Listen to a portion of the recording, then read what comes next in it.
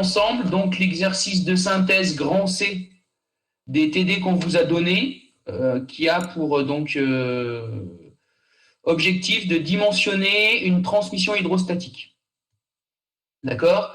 Donc, on n'aura sûrement pas fini aujourd'hui, mais Monsieur Carillo finira avec vous jeudi si besoin, même sûrement. Et à la suite de cela, il fera de la lecture et de l'analyse de schéma hydraulique sûrement. Voilà. Donc là, l'idée, je vais faire un petit préliminaire quand même. Alors, c'est quoi une transmission hydrostatique? Avant d'aller analyser celle qui nous intéresse, nous, c'est tout simplement donc l'idée d'une transmission automobile, hein, pour quelque véhicule qu'il soit. C'est, si ça veut marcher, voilà. Je suis perdu. Voilà, c'est donc d'un côté, on a un moteur thermique.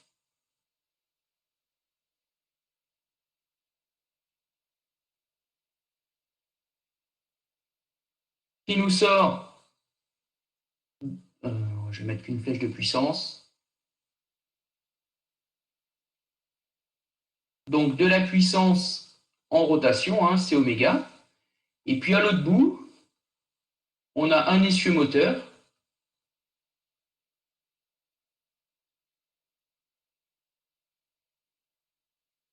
ah, Monsieur Montbroussou, moi je pense que ça marche, hein. Sinon dites-le moi. Ok. Donc un essieu moteur, qui lui, on a de la chance, entre guillemets, doit aussi recevoir de la puissance en C oméga. D'accord? Le petit problème, c'est que là, on l'a sous la forme C1 oméga 1 et qu'ici, on en a besoin sous la forme C2 oméga 2. D'accord? C'est l'exercice de synthèse grand C, Monsieur Chaud. À la fin des TD.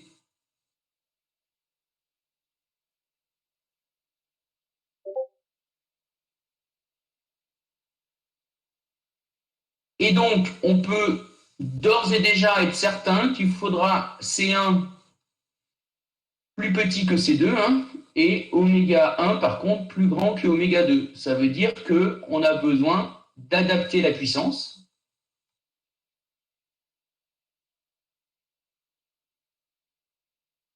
Avec une vitesse de sortie plus petite qu'une vitesse d'entrée, donc un réducteur. C'est ce qui se passe sur votre voiture. Et sur votre voiture, quel élément entre les deux dans votre voiture fait l'adaptation de la puissance?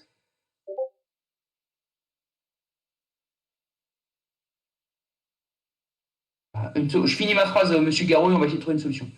Donc ici, quel est l'élément entre les deux qui fait l'adaptation sur votre voiture? C'est tout simplement la boîte de vitesse. Monsieur Garot, vous pouvez m'expliquer pourquoi ils n'arrivent pas à rejoindre?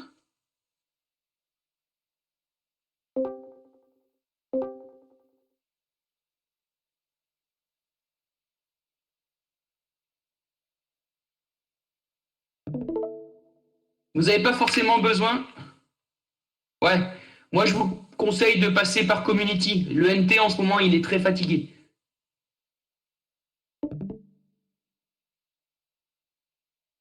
C'est bon alors, Monsieur Garot, j'ai pas besoin de... Super. Bon, c'est parfait. Ok. Impeccable.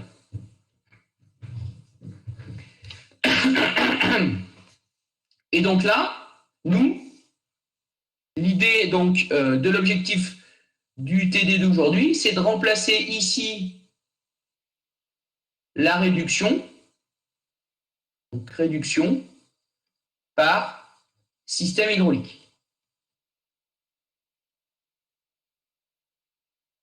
D'accord?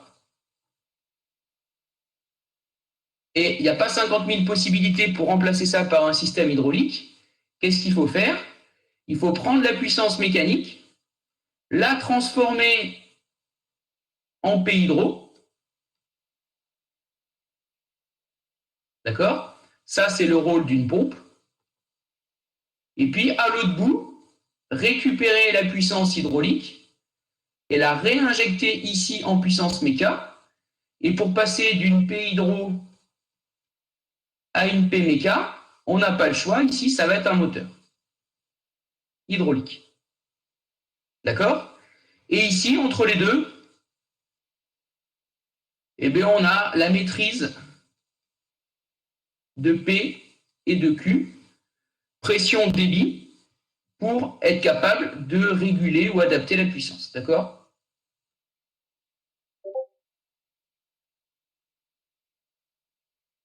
Dans les faits, comment est-ce qu'on va faire ça? Eh bien, ici, on va mettre en place donc une pompe. Pour pouvoir aller en marche avant et en marche arrière, elle va être à double sens de pompage. D'accord? À l'autre bout, sur votre moteur, vous allez faire exactement la même chose. Un moteur qui est capable de recevoir l'huile dans les deux sens. D'accord? Ça, c'est le grand principe. Pour pouvoir maîtriser le débit, qu'est-ce qu'on fait souvent? On met ici une cylindrée variable.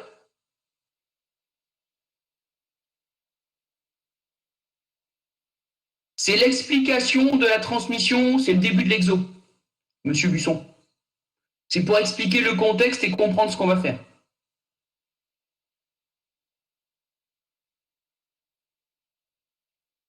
Alors ici, je vais écrire mieux, je vais le faire plus gros.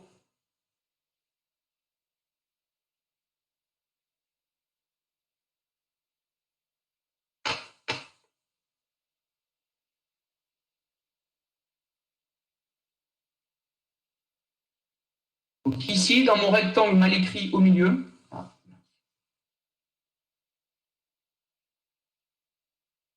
il y a marqué que entre les deux, c'est la même puissance, hein, donc on doit... Ah oui, ici, réduction par système hydraulique en haut. Là, mademoiselle Lalouche, il y a marqué réduction par système hydraulique. Et donc ici, ça se traduit par maîtrise de la pression et du débit. D'accord? Et donc pour maîtriser la pression et le débit, c'est ce que je vous disais, hein,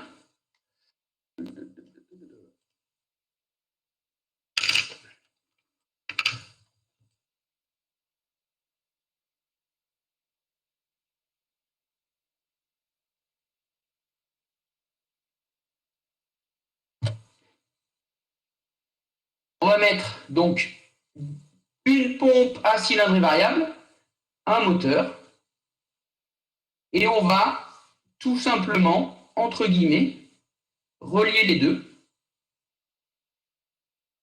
D'accord? Vu qu'ici, on est à cylindrée variable, en fait, on contrôle le débit.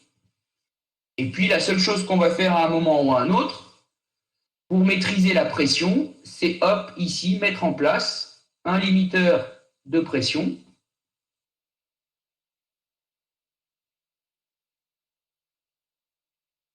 qui est capable d'aller débiter au bac.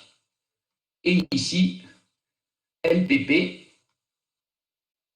pour P, pour la pression. Et vous avez le principe de base d'une transmission hydrostatique. D'accord? Alors, avant de passer à la question 2, à la question 1 même, on va dire, vous vous rendez compte qu'entre le schéma de base ici et le schéma réel ici, il y a une légère différence. D'accord? On retrouve malgré tout, si je la repère dans un premier temps, la pompe ici. D'accord? À cylindrée variable.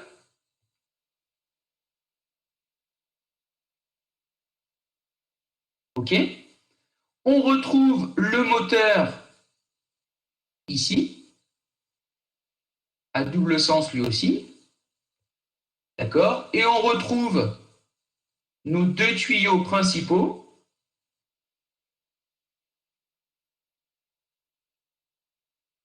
ici et ici. D'accord? Donc, dans les grandes lignes, soit la pompe débite vers le haut et elle envoie la pression ici.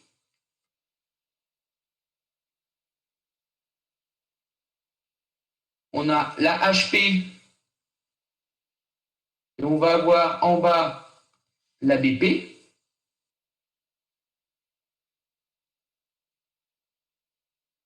D'accord?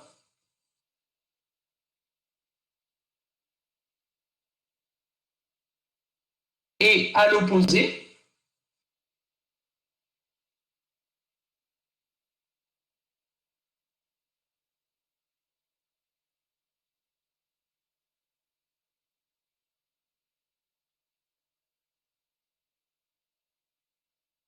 d'accord?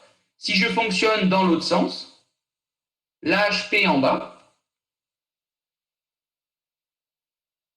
et la BP en haut.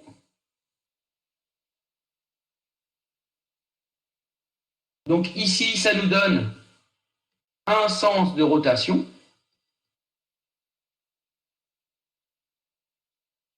Et ici, l'autre sens de rotation.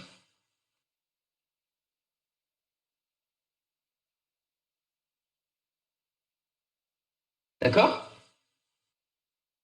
LPP, c'est limiteur principal de pression, ouais, limiteur de pression. OK? Et donc ça, les deux sens de rotation sont possibles grâce à ça, le fait que l'huile peut être pompée dans les deux sens et le fait que le moteur peut recevoir l'huile dans les deux sens. OK?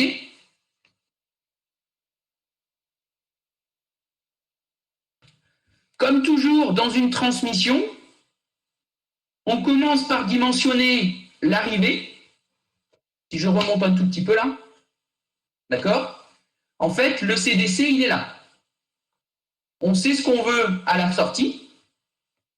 Et donc, on va dimensionner en premier le moteur, puis on va remonter à la pompe et on pourra relier le tout.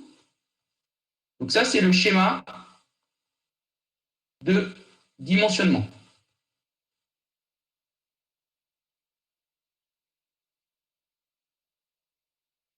Même normalement, en dernier, choisir le moteur. D'accord? Donc, comment est-ce qu'on fait ça?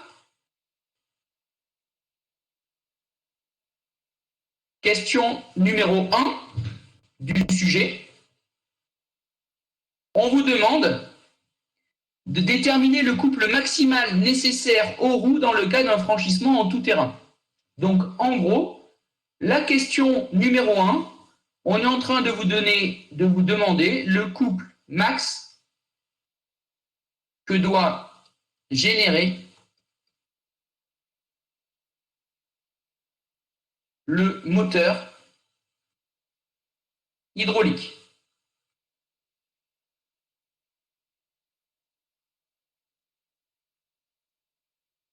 CDC, c'est cahier des charges. Oui, un cheval égale 736 watts. Tout à fait, monsieur Busson, mais on n'en est pas encore là. OK? Donc là, eh ben, si vous regardez, on s'intéresse à la question 1, le sujet, ici, vous vous rendez compte qu'on a un tas de données. Poids, rayon, vitesse, pente, etc. Mais on ne vous donne pas le couple à la rue. D'accord? Et vous avez généralement tous en tête, c'est déjà pas mal parce que vous l'avez en tête, la formule P égale C oméga. Voilà. Monsieur Devienne vient de la sortir. Donc, celle-là, elle a le mérite d'exister, d'être tout le temps vraie, mais nous, on est en train de vous demander le couple au démarrage. Et mes souvenirs sont bons. Non, même pas. Non. Le couple maximal nécessaire au bout. OK? Mais la puissance, oui, on va se servir de V, mais 2 secondes, j'explique au fur et à mesure. Là, on a besoin, si on utilise cette formule, d'une puissance. On ne connaît pas la puissance au roux.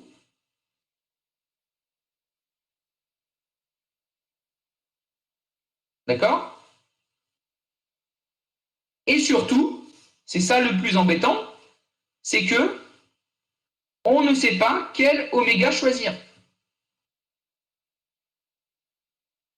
Pourquoi? Bah, imaginez qu'on est au démarrage, bah, oméga, il est proche de 0. Donc, ça voudrait dire qu'on a un couple qui tend vers plus l'infini. Donc, ça veut dire quoi? Ça veut dire que cette formule n'est pas adaptée ici. D'accord? Si on raisonne en termes de physique, qu'est-ce qui se passe? C'est tout simplement qu'on a un système avec une pente, d'accord? Et on va poser dessus un véhicule.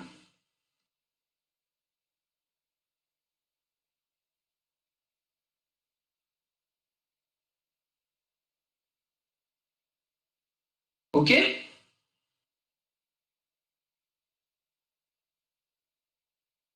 Et on va aller se poser la question de quel est le couple ici max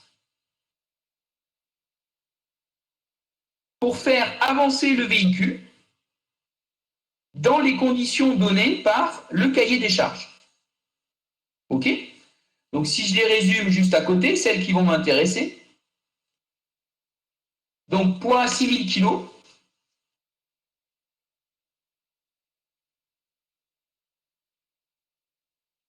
Rayon de la roue, ça va être important aussi. Je sais combien c'est. 0,7 mètres. C'est pas une voiture. Vitesse maximale, bon, on verra. Vmax tout terrain, on va marquer 10 km/h.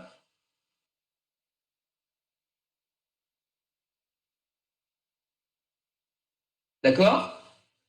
Pente maximale en tout terrain, 30%. Donc c'est bien là qu'il me faudra le plus de couple. J'ai pas compris votre 0,7, monsieur Devienne.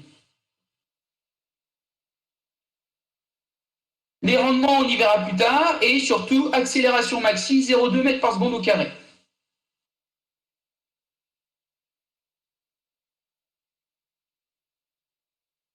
Ah, pardon, ok, ouais. J'ai compris. Donc, vous avez dans votre boîte à outils combien d'outils qui vous permettent de calculer des actions mécaniques? Parce que là, clairement, C, max, est une action mécanique sur la roue. D'accord? Donc, il me faut un outil de calcul d'action mécanique.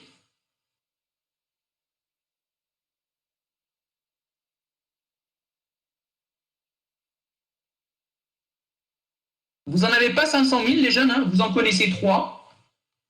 PFS, PFD et énergétique. D'accord? Mais comment, monsieur Busson? Comment vous avez calculé oméga? Vous avez fait une connerie, donc expliquez-moi comment vous avez fait calculer oméga, et je vais vous dire que vous vous êtes trompé. Ben, j'ai pris ma vitesse de déplacement tout terrain. Je l'ai mis en mètres par heure, du coup. Après, j'ai pris mon périmètre de roue grâce à mon rayon. J'ai divisé ma distance. J'ai divisé mes 10 000 mètres par heure par ma périphérie de la roue. J'ai trouvé mon nombre de tours à l'heure. J'ai divisé par 3600 pour l'avoir en secondes. Et du coup, j'ai converti en radian. Oui, mais là, vous êtes en train de calculer. Là, vous avez pris. Là, vous êtes en train de calculer. Je réponds à monsieur Busson et j'explique pour tout le monde en même temps. Si je reprends cette formule, monsieur Busson, là, Mhm. Marc Busson, pour que tout le monde comprenne, mais c'est bien que vous ayez faire ça. Vous avez calculé le oméga roue pour V égale 10 km/h, d'accord? Ouais. Vous êtes d'accord? Et vous avez Mhm. trouvé, allez, donnez-moi la valeur, parce qu'elle est juste, celle-là, c'est sûr, 0,06 radian. par seconde, Ouais. d'accord? Et maintenant, qu'est-ce que vous en faites? Ouais, j'ai pas la puissance. Ben, au pire, on peut prendre la puissance du moteur. Avec les rendements, on la surestimera un peu. Mais là, ce que vous êtes en train de calculer, c'est le Ouais, coût non. quand vous roulez à 10 km/h. Mhm. Moi, ce que je vous demande, c'est le couple maximal aux roues pour satisfaire le cahier des charges. Ah, ok. Vous allez voir que ce n'est pas la même chose. Mhm. D'accord? Ouais, ouais. Mais gardez ça dans un coin, ça servira. Mhm. Ok? Donc, pour en revenir à nos petits, je ne peux pas faire de PFS parce que j'ai une accélération différente de 0. D'accord?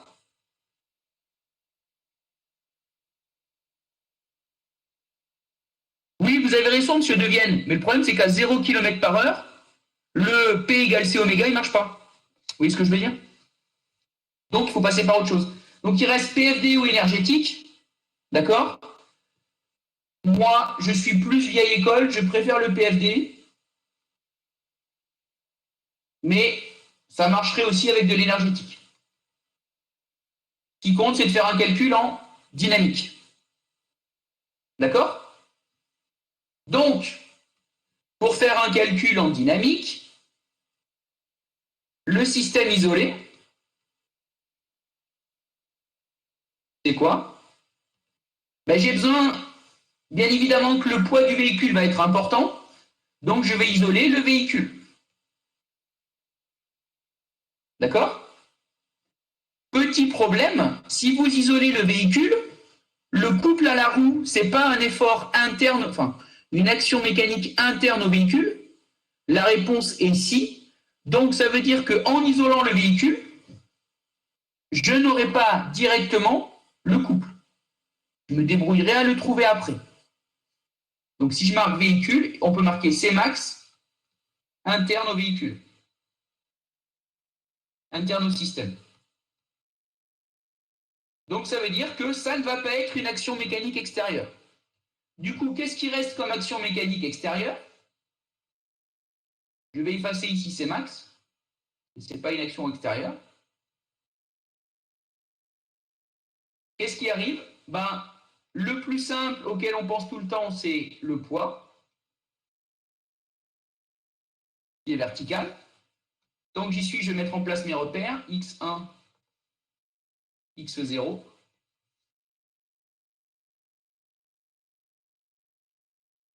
y0, y1. D'accord? J'ai les deux réactions des roues,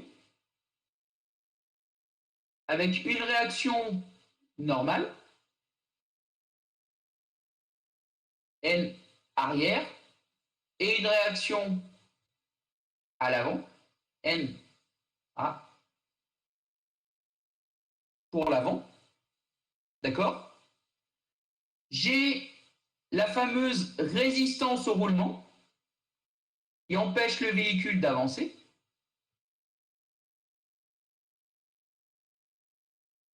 Résistance arrière. Résistance avant. D'accord? Et comment il avance mon véhicule à votre avis? Eh bien, il faut que je lui mette une force motrice.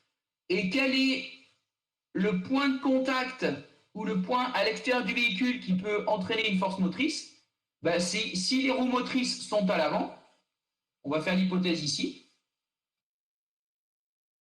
on a tout simplement là, ici à l'avant, la force motrice. D'accord? Et à votre avis, quelle sera la relation entre le couple à la roue et la force motrice? Ben, tout simplement que le couple à la roue, ça va être la force motrice multipliée par le rayon de la roue.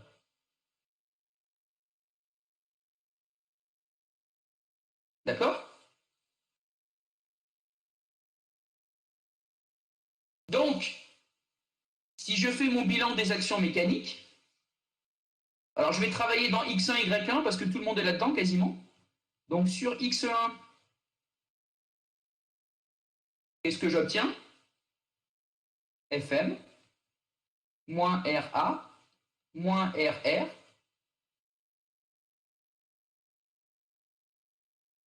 moins P sinus alpha est égal à la masse du véhicule fois son accélération sur l'axe X. Et sur Y1, j'obtiens quoi? Na plus Nr moins P cos alpha est égal à 0. On n'est pas en train de faire une fusée, donc il n'y a pas d'accélération verticale. OK? Je vais dézoomer un tout petit peu. Voilà. Comme ça. Si je regarde les inconnus, ça, c'est inconnu. Ça, c'est inconnu. Ça, c'est inconnu. Je regarde en bas. Ça, c'est inconnu. Ça, c'est inconnu. Donc, en fait, je me rends compte que j'ai 5 inconnus.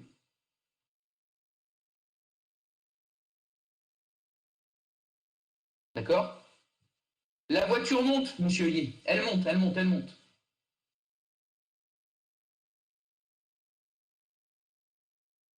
Le mouvement, il est comme ça.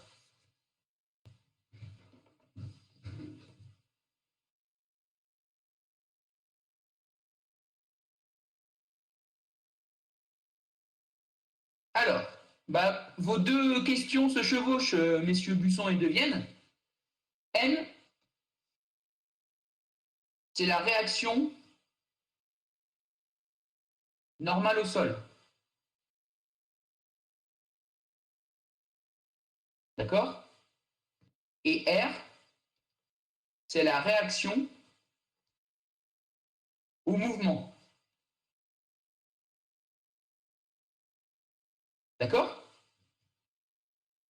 Et la somme des deux, c'est la réaction complète du sol. Quelle est la relation entre N et R? Ben, c'est le fameux coefficient de roulement. D'accord? Pourquoi?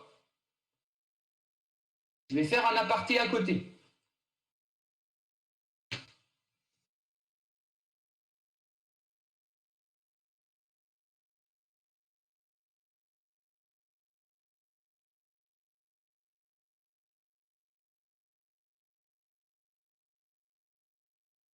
Le coefficient de roulement, c'est quoi?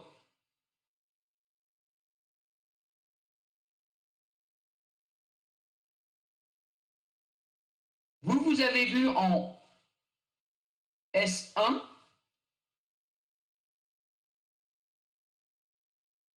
ben on va dire que le fameux coefficient, il va il va nous amener des équations, monsieur Busson, qui vont faire qu'on va pouvoir résoudre.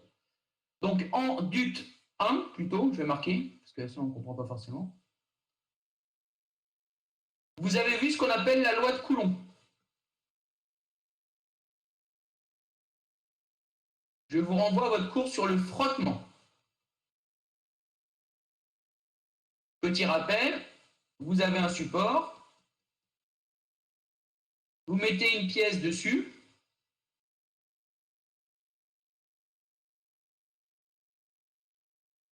voilà, elle a un effort P, d'accord? Et qu'est-ce qui se passe? Vous avez la réaction du support qui se traduit par un effort normal. Et si vous cherchez à faire avancer la pièce par translation, vous allez avoir un effort T tangentiel qui s'oppose au mouvement. D'accord? Et pour information, la somme de ces deux forces vous donne la réaction du support. D'accord? Et on retrouve ici le fameux angle ou cône de frottement. D'accord? Je vous rappelle que le coefficient de frottement F, c'est tangent phi. D'accord? OK? Et bien maintenant qu'on est en duc 2, d'accord, on va voir le coef de roulement.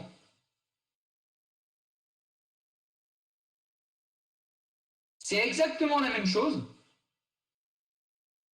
J'ai un support. Mais cette fois-ci, c'est plus du frottement, mais du roulement. Donc en fait, vous avez une roue. Vous avez une charge sur la roue. Vous avez une réaction normale. Et si vous cherchez à faire avancer la roue comme ça, en roulant, par rotation, vous allez avoir un effort ici qui s'oppose à la roue. La somme des deux, là aussi, fait la réaction R. Et on retrouve ici le fameux, alors je vais l'appeler phi', d'accord? On ne voit pas bien. D'accord? Et on sait cette fois qu'il y a une relation que T est égal à petit f roulement fois N. Et ici, on avait T égale petit f N. F frottement.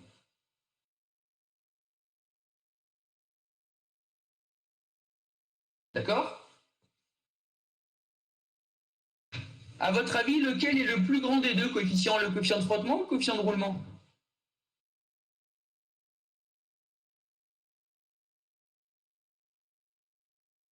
Oui, bien évidemment, le coefficient de frottement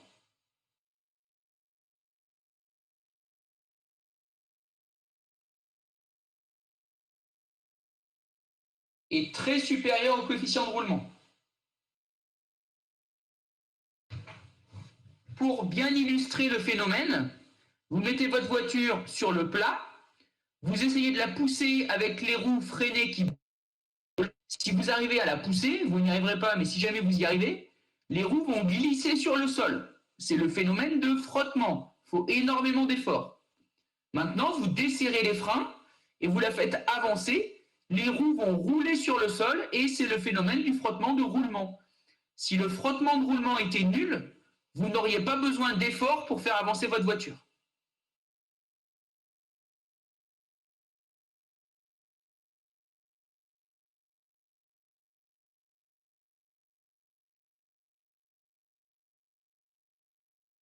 C'est pas faux.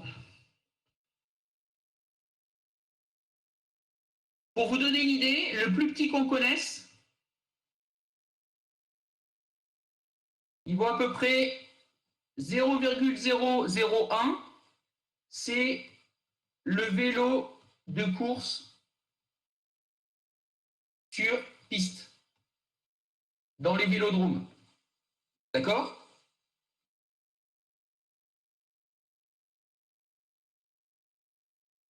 Et puis, à l'autre extrémité, on peut arriver à des coefficients au moins de 0,5. C'est le 4,4 dans la boue. D'accord? Donc ça peut énormément varier. On verra ensemble au S4 que ce coefficient de frottement, c'est à peu près la moitié du gasoil que vous consommez dans votre voiture ou de votre essence. C'est-à-dire que la moitié du carburant que vous consommez quand vous roulez sur le plat, il sert à combattre le coefficient de roulement. Donc c'est un truc non négligeable.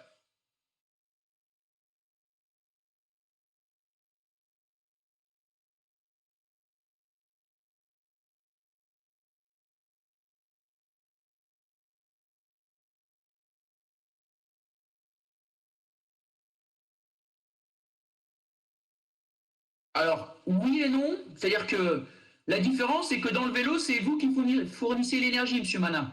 Donc oui, vous en perdez moins en roulement, mais il faut la fournir. Dans une voiture, c'est le pétrole qui la fournit. Par contre, clairement, il vaut mieux des roues de grand diamètre, étroites et fines. Donc ça veut dire que toutes les grosses roues bien larges, modernes sur les voitures, voilà, c'est ça. Il faut mettre des roues de vélo sur la voiture, c'est exactement ça. Et si vous regardez des gens qui ont été un peu... Ouais, moto, c'est entre les deux. Mais une moto, c'est tout pourri, ça consomme beaucoup pour traîner peu de poids, donc ça me plaît pas beaucoup. Bon, bref, c'est pas grave. Oui, pour trêve de plaisanterie par rapport à ça, si vous regardez par exemple des voitures électriques, euh, de vraies voitures électriques, elles ont normalement des pneus de grand diamètre et étroits pour moins consommer. Qu'est-ce qu'il y a, M. Busson? Vous n'êtes pas content? C'est ma remarque sur les motos? Ben, je fais un aparté de 2 secondes. D'accord? Pour répondre à M. Busson. Moto? Ouais, mais vous pouvez, ils sont au courant, j'en ai déjà discuté avec eux. Moto, vous êtes à 6 à 8 litres au 100. D'accord? Un espace, comme celui de M. Paulien, vous êtes à 6 litres au 100.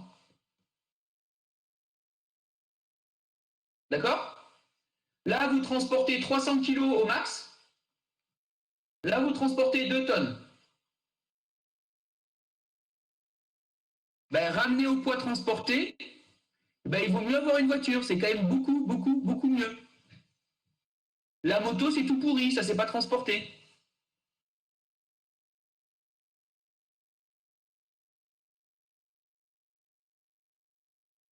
Donc, si vous calculez le CO2 rejeté par kilogramme transporté, ben, il faut arrêter les motos.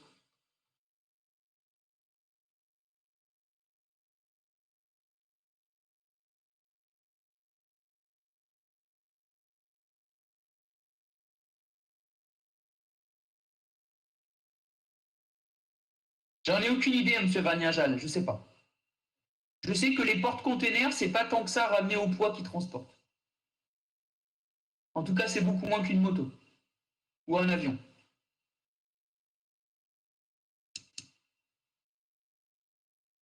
J'ai pas de dots, monsieur Busson, j'ai pas de problème.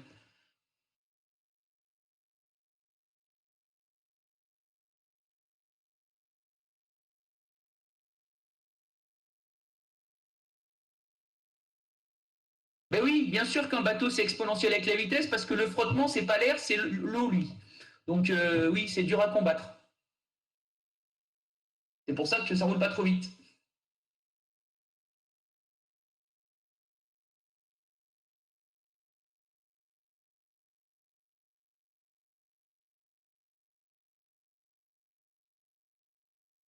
Bon, mon aparté est fini, j'efface.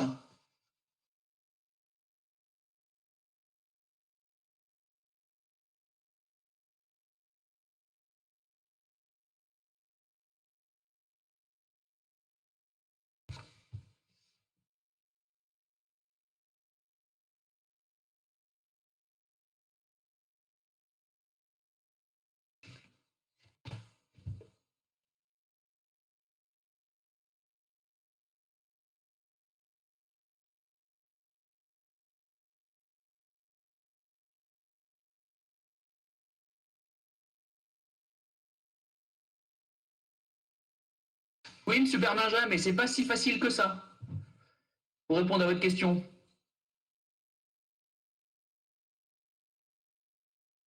Oui, ou...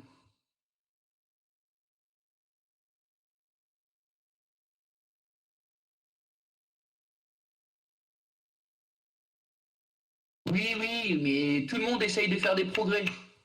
Mais la meilleure solution pour pas polluer ou pas consommer, c'est de ne pas se déplacer. Après, c'est compliqué. Mais bon, bref, c'est un autre souci.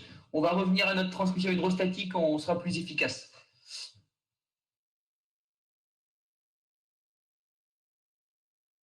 Exactement. Donc, ici, on va rajouter le frottement de roulement.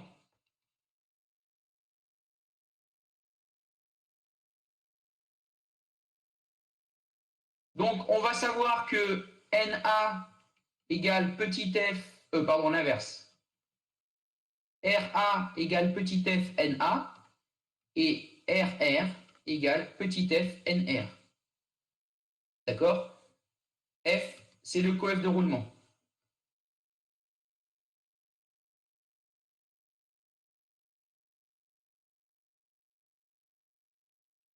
Et donc, je crois que je sais. Voilà, le coef de roulement, vous voyez ici, c'est ce que je vous disais, hein, on est à 0,1. D'accord? Donc, nous, on sait qu'il est égal à 0,1. Et donc là, si je regarde mon système, j'ai toujours 5 inconnus et 4 équations. D'accord? Donc, si je veux tout résoudre, il me faut une 5e équation.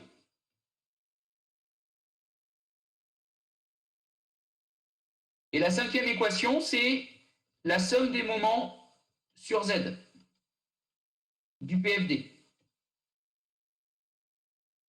Et j'ai bien un système, 5 inconnus, 5 équations.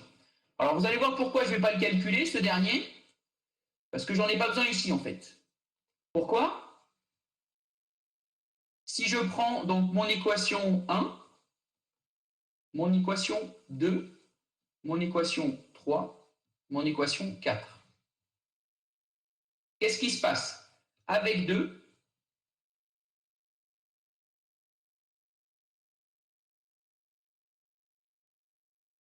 j'obtiens que Na plus Nr égale P cos alpha. D'accord?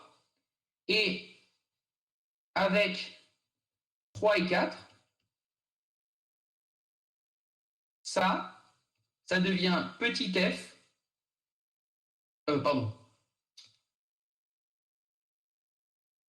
Ra plus Rr égale petit f Na plus Nr.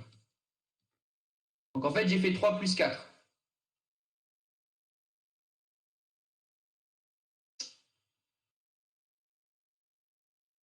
D'accord?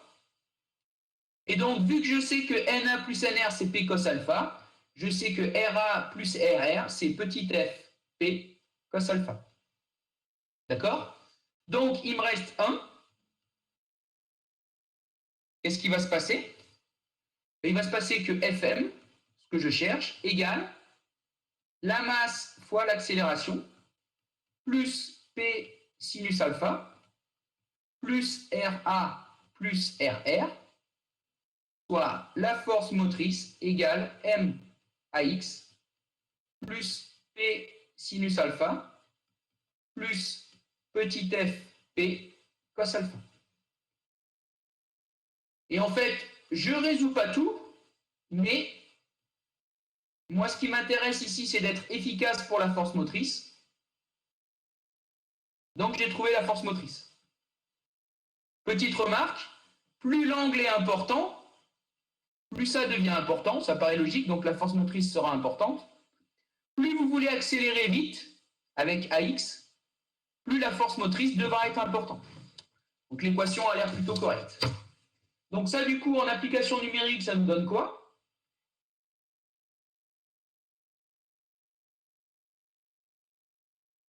Fm égale Donc on a dit 6000 kg multiplié par 0,2 mètres par seconde au carré, plus P 60 000. Moi, je mets G égale à 10. Hein.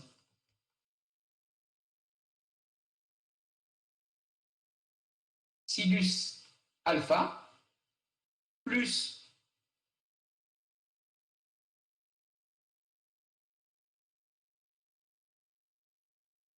0,1 multiplié par 60 000 multiplié par cos alpha.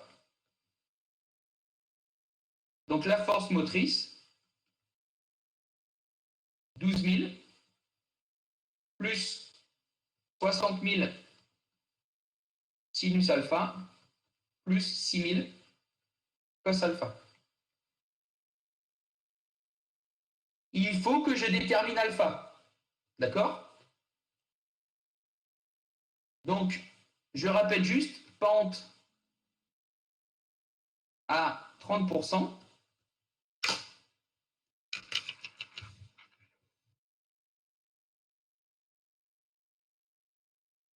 Ben, non, pardon, c'est 1200. C'est 1200. 6000 fois 0,2, pardon. Oui, on est d'accord, c'est 1200. J'ai mis un 0 en trop. Oui, je peux dézoomer, mais je vais moins écrire d'un coup, là.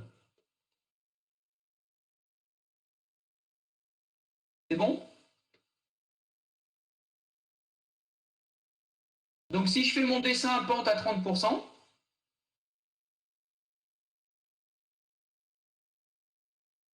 quand j'avance de 100 mètres, je monte de 30 mètres.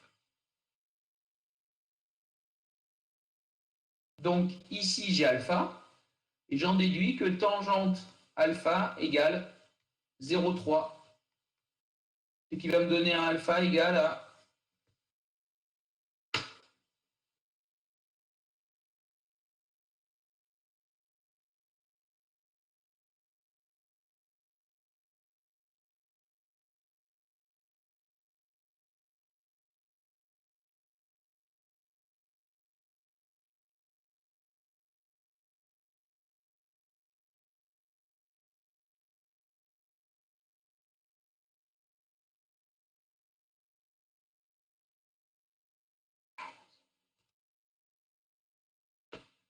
Vous aurez peut-être plus vite calculé que moi, je lutte avec la calculatrice du PC, là. 1607, ça met 16,7 peut-être, mais ouais. Ouais. Je préfère. D'accord? Donc, de tout ça, j'en déduis que mon effort moteur vaut 1200 plus 60 000 sinus 16,7 plus 6 000 cosinus 16,7. J'ai un effort moteur qui doit valoir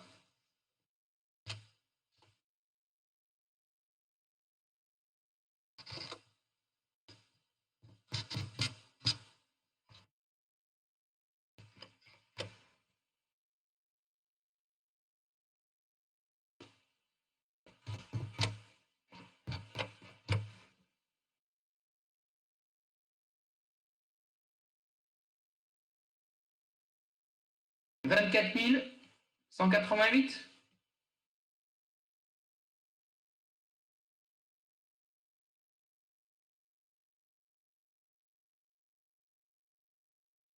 Et donc, ça nous donne un couple à la roue qui vaut 24 188 multiplié par 0,7.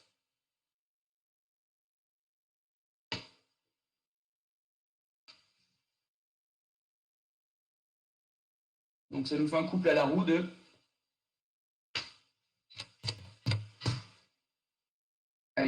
16 930 Newton-mètres.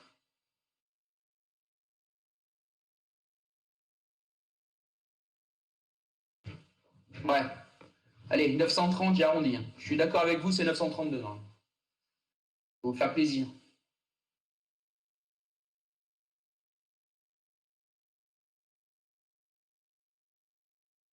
D'accord?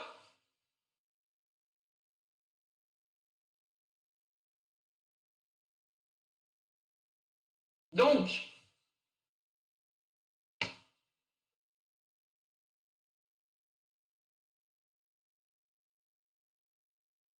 on connaît le couple à l'arbre. D'accord? Donc, on va pouvoir attaquer la question 2.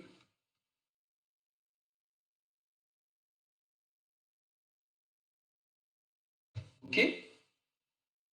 La question 2, c'est le fonctionnement de la transmission. On peut le faire maintenant, on y reviendra peut-être, M. Caillot y reviendra.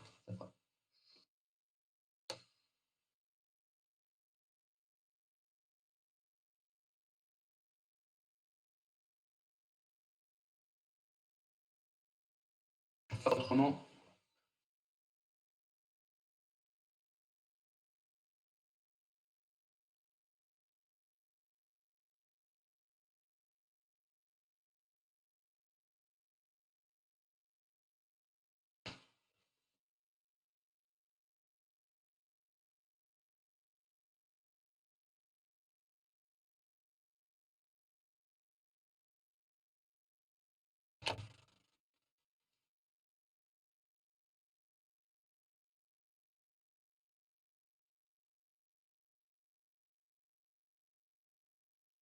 OK. Bon. Donc, je vais la mettre plusieurs fois parce qu'elle va me servir.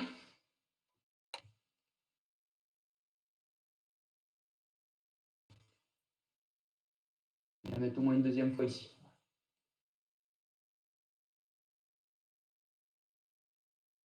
Donc,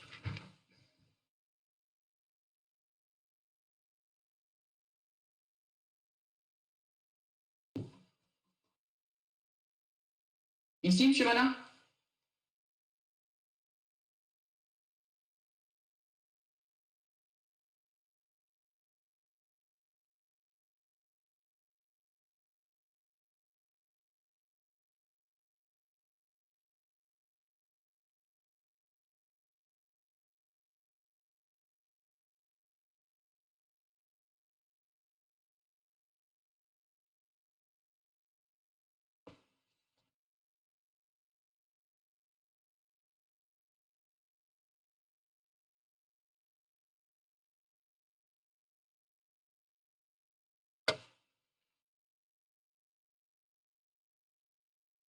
C'est bon.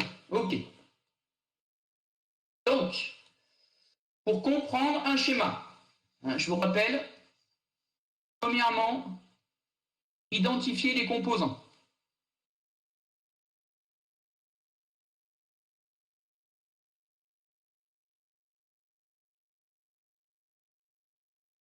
D'accord?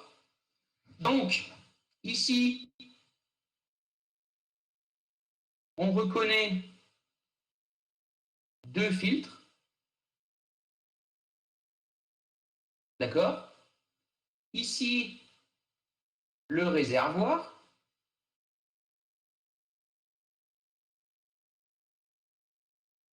Là, un moteur hydraulique à double sens de rotation.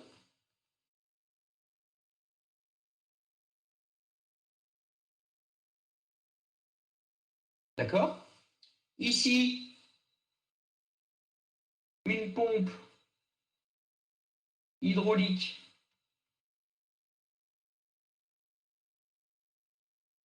à double sens de pompage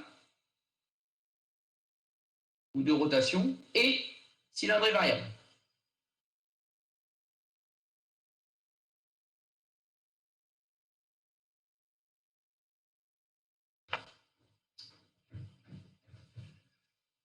Si on continue juste à côté, ici, hop,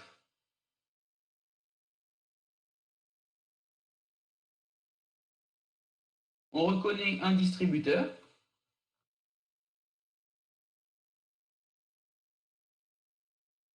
On compte 1, 2, 3 orifices et 3 positions. Donc je répète, hein, les positions c'est 1, 2, c'est les cases, hein, et 3. Et les orifices, bah, c'est le nombre de trous dans une case. 1, 2, 3. On le retrouve là. 1, 2, 3. Et on le retrouve là. 1, 2, 3. Donc c'est bien un distributeur 3, 3. D'accord? 3 orifices, 3 positions. Donc 3 orifices en vert, 3 positions en rouge.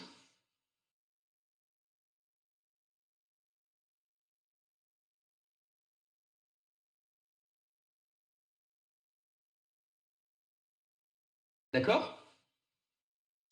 Pour continuer, si vous regardez, il a la particularité d'avoir un autre trait au-dessus et un autre trait en dessous. Ça veut dire qu'il est proportionnel.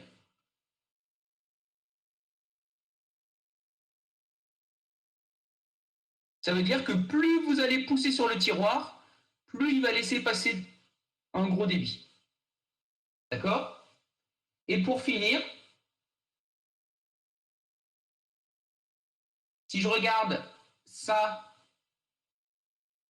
et ça, vu qu'il a 2 ressorts, il est forcément monostable.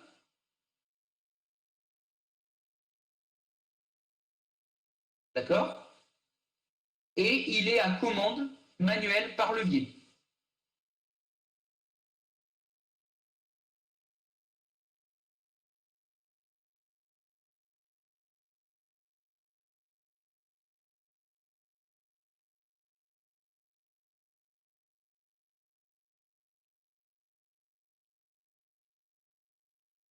D'accord?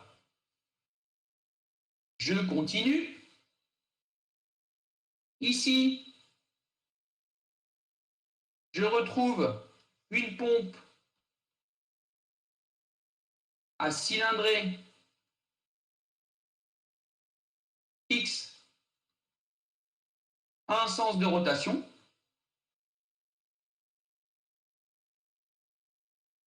Ou de pompage, on va dire.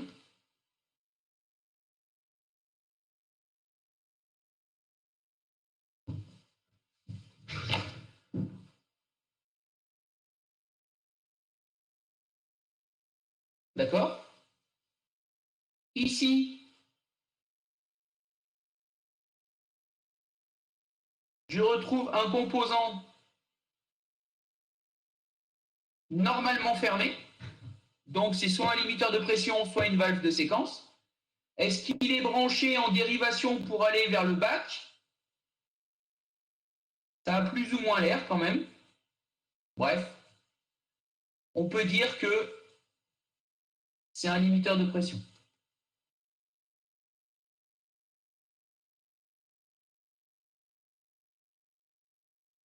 D'accord?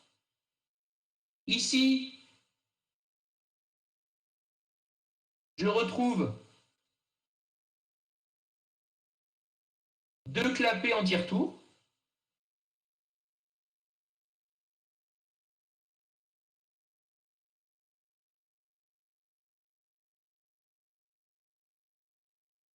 D'accord? Là, si je me déplace un tout petit peu, éviter de faire les bêtises.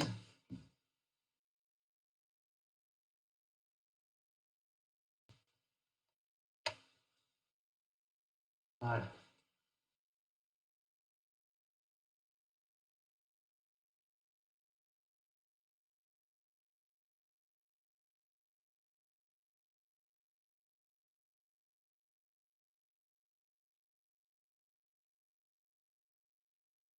Voilà. Ici, un autre distributeur.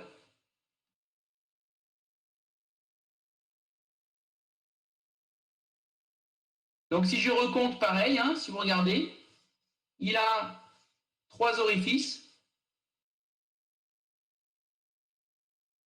et il a 3 positions.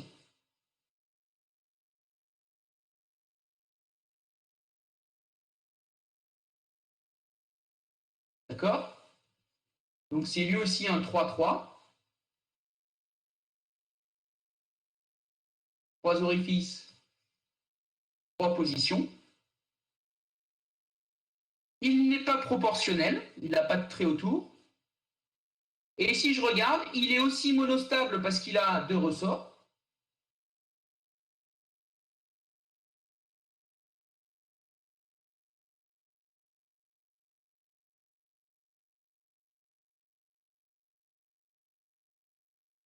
Et si je vais voir ici,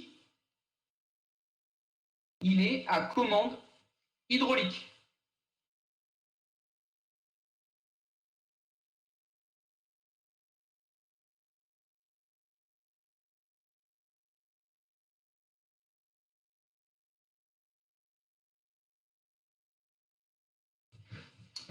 D'accord?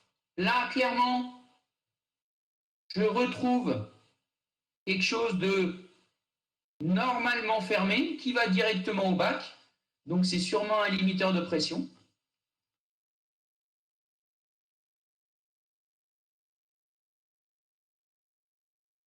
D'accord? Et là, je retrouve ici deux. Je finis ça, M. Busson, et je vous explique juste après. Ça, là, ici, c'est quoi? Ce sont deux systèmes normalement fermés et qui renvoient l'huile de l'autre côté, pas au bac. Donc ici, vous avez deux valves de séquence.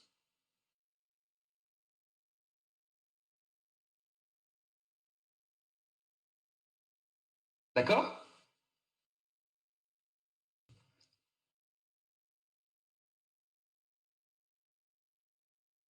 Alors, c'est l'inverse, monsieur De Vienne. Souvenez-vous ce que je vous ai dit tout en haut. Je vais remonter tout en haut. Je reviendrai après pour tout le monde. Vous savez le truc où vous ne compreniez pas pourquoi je faisais ça, monsieur Busson? Qu'est-ce que je vous ai expliqué? Qu'on a comme source d'énergie un moteur thermique et qu'à l'autre bout, on a un essieu-moteur. Et qu'est-ce qu'on fait? On branche le moteur thermique sur la pompe qui envoie de l'huile dans le moteur hydraulique et qui fait tourner les roues. D'accord? Donc ça veut dire quoi? Si je reviens bas, non mais vous faites bien de poser les questions, il vaut mieux les poser maintenant et comprendre. Il n'y a pas de souci. Au contraire. Ici, qu'est-ce qui se passe? Oui, en fait, cette pompe ici, là, elle est sûrement branchée directement à la sortie ou sur l'arbre moteur du moteur thermique. D'accord? Et donc, si vous regardez accessoirement ici, je vais le colorier en noir. Mais cet arbre-là,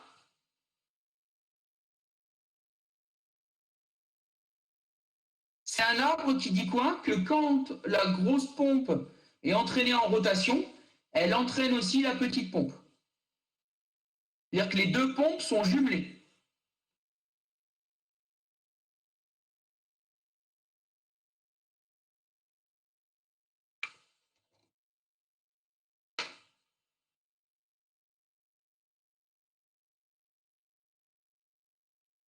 D'accord?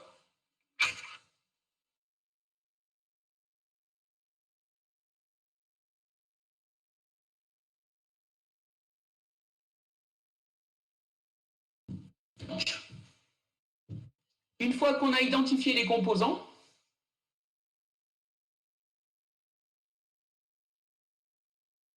on passe à la circulation des fluides. Donc, je vais sauter la figure voilà, ici.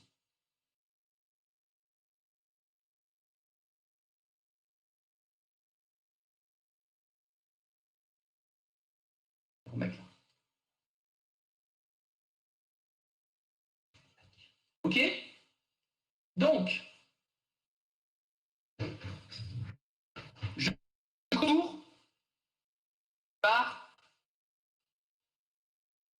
la BP.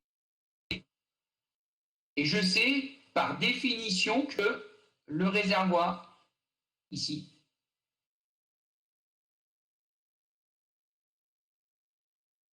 est en basse pression. Donc, qu'est-ce qui se passe? L'huile vient ici.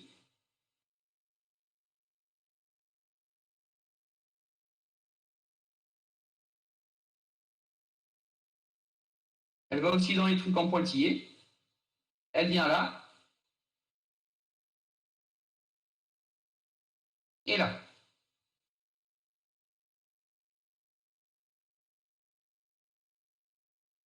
D'accord? Elle vient là. Elle est ici. Là, c'est fermé. Et elle est là.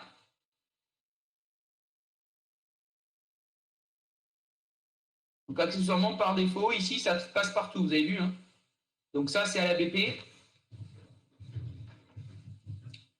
Ici, ça revient. Donc, ça veut dire que ça aussi, c'est à la BP. Et que ici aussi,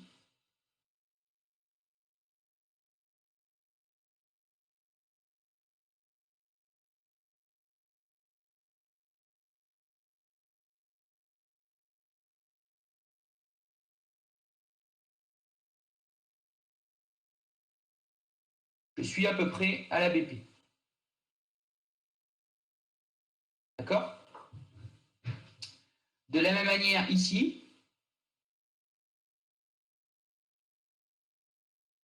je suis à la basse pression.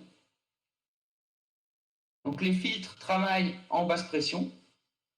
Et ici, je viens aspirer.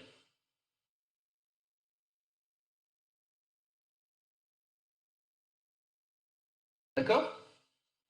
Donc là, clairement, hein, c'est l'arrivée de la pompe. Donc l'huile fait comme ça.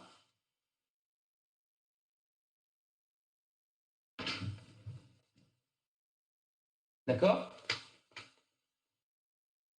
Et si je regarde ici, hein, c'est la sortie d'un limiteur de pression. Donc l'huile fera sûrement comme ceci. Et ici, c'est aussi la sortie d'un limiteur de pression. Donc l'huile fera comme ceci.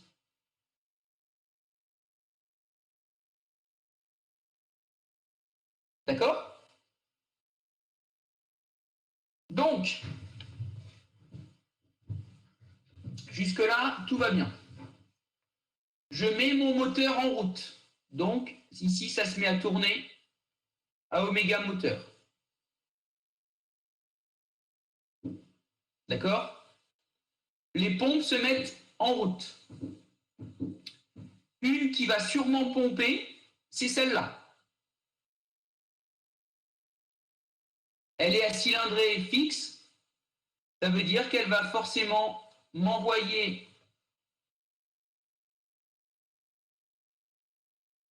Je vais faire autrement. Je vais parler de HP1. Vous verrez pourquoi après. De l'huile sous pression ici. Ici. Pour aller faire fonctionner le limiteur.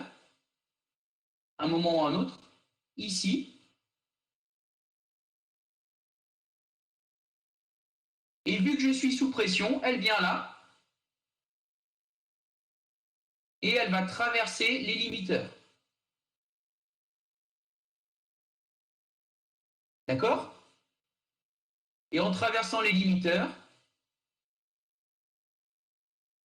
elle va aller remplir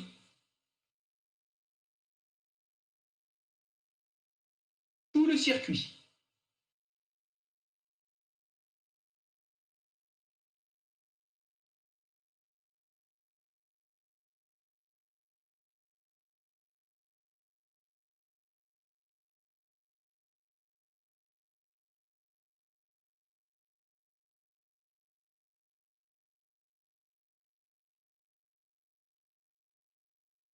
D'accord?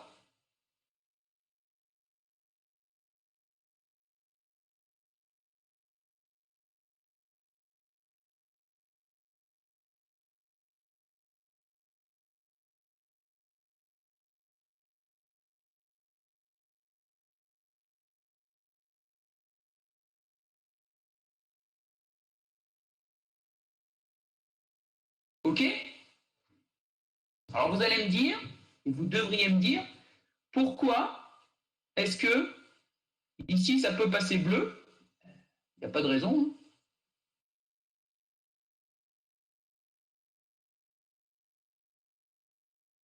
Donc ça veut dire que ça a envie d'aller là. Et ça a envie d'aller là.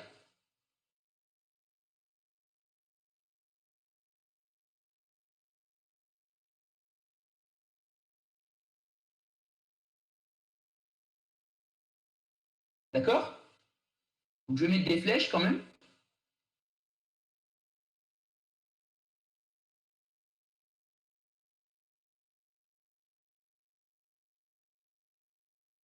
D'accord? Alors, deux remarques.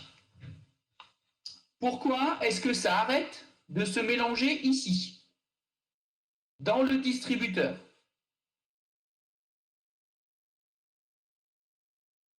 Première chose, c'est que ici, là, je vais le faire en noir, ça sera mieux.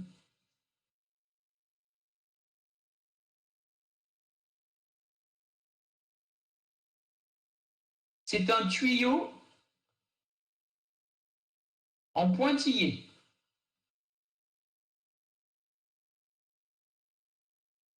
Dans votre tête, quand un tuyau est en pointillé, il faut que vous vous disiez que c'est synonyme de faible débit.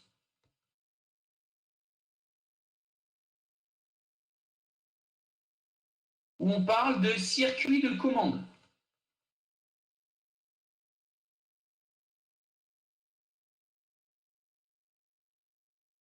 Ça veut dire quoi? Ça veut dire que si j'envoie un débit grand Q ici, eh ben, il n'en passera que petit q ici. Et du coup, là et là, il va rester grand Q moins petit q. Ça veut dire que parce que j'ai beaucoup de débit d'huile, l'huile va préférer aller remplir ici plutôt que d'aller entièrement de l'autre côté. Et donc, si j'arrive ici, d'accord, avec mon débit petit q, j'arrive ici aussi, d'accord? Et si là, je fais un zoom, là, qu'est-ce que je vais voir? Mais je vois un tuyau en pointillé, d'accord? Et je vois juste derrière ce symbole, d'accord? Et ce symbole, je vous rappelle que c'est un limiteur de débit.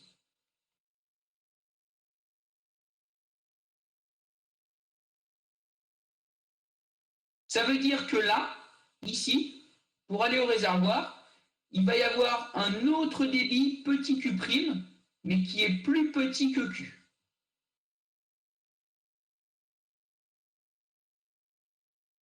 Ça y est, j'ai tué tout le monde.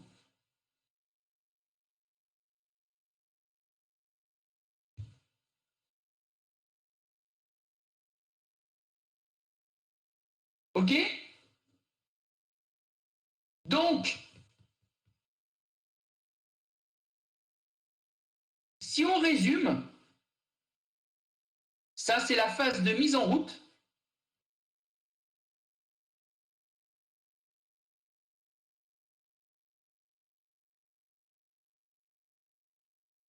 D'accord? Et on a ce que je vais appeler la pompe 1.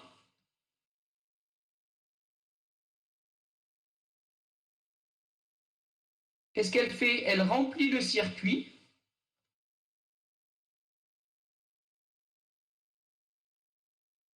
Plus remplit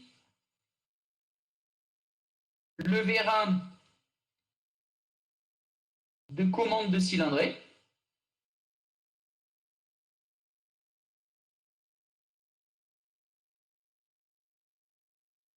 Plus va au réservoir.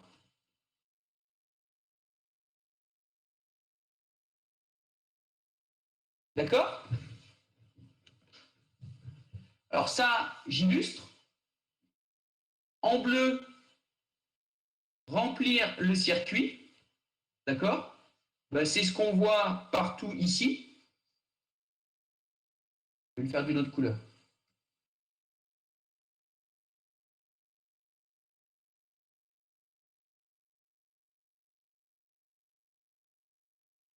Donc c'est ce qu'on voit là et là.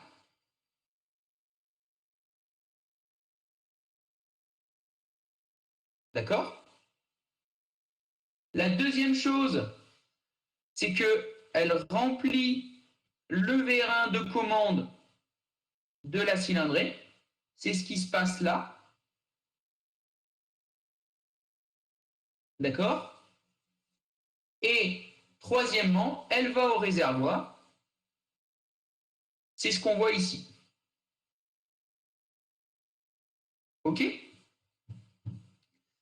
Donc, ça, le fait de remplir l'huile partout où il va y en avoir besoin après, on appelle ça la phase de gavage.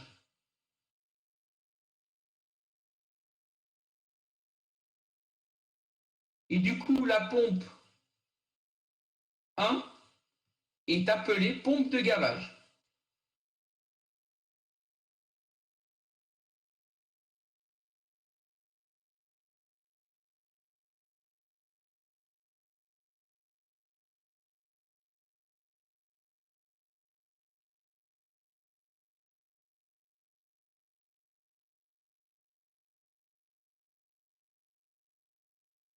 Alors clairement, monsieur Busson, quand vous pompez à 20 bars ou à 200 derrière, l'air, il dégage tout seul. Il n'y a pas besoin de purger. D'accord?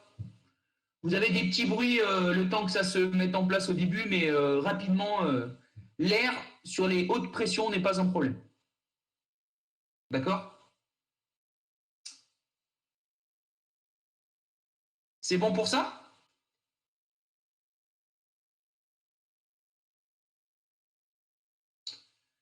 Et quelque chose à voir ici, c'est que quand on va avoir atteint la pression P1 de ce limiteur ici, qu'est-ce qui va se passer? Ça va s'ouvrir. Donc, la fin de la phase 1, c'est si HP1 supérieur à P1, alors le limiteur de pression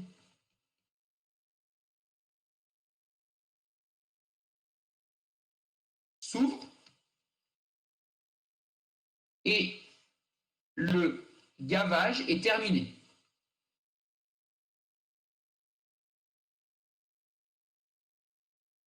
D'accord? Si vous regardez bien, à ce moment-là, ici, on va directement au réservoir. Donc on a fini la phase de gavage. Mais pour qu'on atteigne la pression P1, il faut que tout le circuit soit plein et exempt de fuite. Et il faut que le vérin ici soit rempli. Donc si vous regardez bien le vérin, accessoirement, d'un côté du vérin, on va pousser à P1, d'accord? Et de l'autre côté du vérin, on est à basse pression. Donc, qu'est-ce qui va se passer pour la tige du vérin? Petite info, ça c'est le vérin, avec un piston, la tige,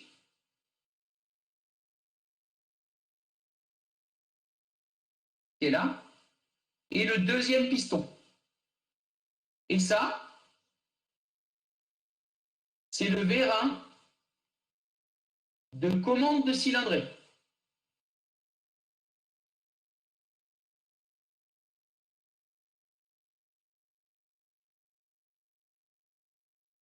D'accord? Donc, quand je dis qu'il remplit la commande de cylindrée, en fait, il met pour mettre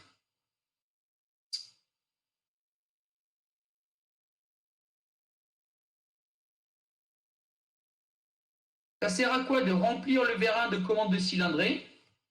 C'est mettre la pompe de à cylindrée nulle.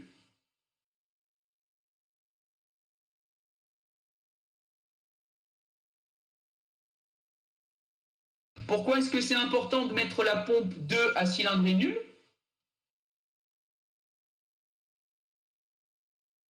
Si elle n'est pas à cylindrée nulle, la pompe, qu'est-ce qui va se passer? Ben, elle va pomper de l'huile et elle va envoyer de l'huile dans le moteur hydraulique et la roue va se mettre à tourner. Donc, pour être sûr que quand on met en route, il n'y ait aucun mouvement du système ou du véhicule, eh bien on s'assure que par défaut, tant qu'on touche à rien, on ramène la cylindrée de la pompe principale à cylindrée nulle pour qu'elle ne pompe rien. D'accord?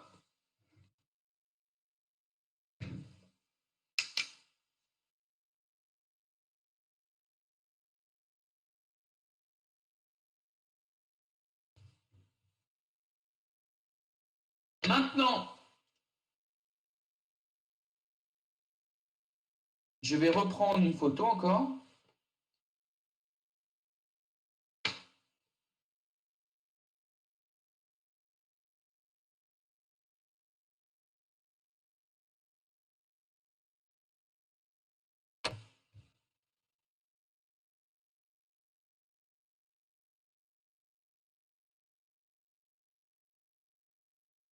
On va passer à la phase 2. J'ai mis phase 1. Phase 1 de mise en route.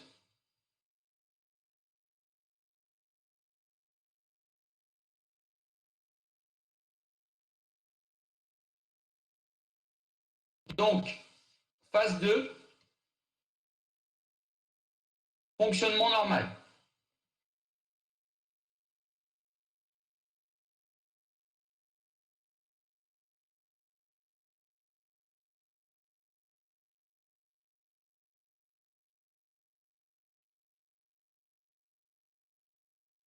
D'accord? Donc, si je résume la situation, en phase 2, qu'est-ce qui se passe? Ben, j'ai ma HP1 partout ici.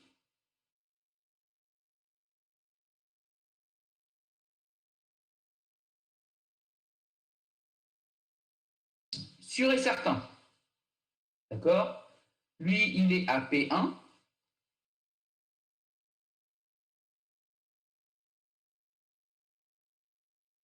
Et je vais commencer à augmenter la cylindrée de la pompe. D'accord? Pour augmenter la cylindrée de la pompe, qu'est-ce que je fais? Je prends mon levier ici et je le pousse comme ceci. C'est-à-dire que je vais activer cette position.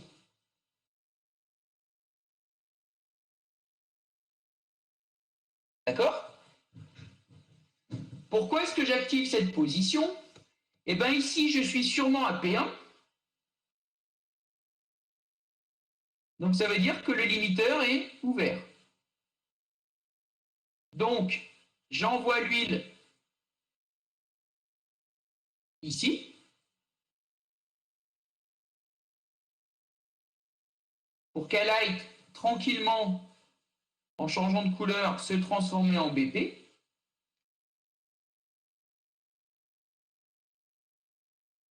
D'accord? Mais surtout, j'envoie l'huile ici en pression.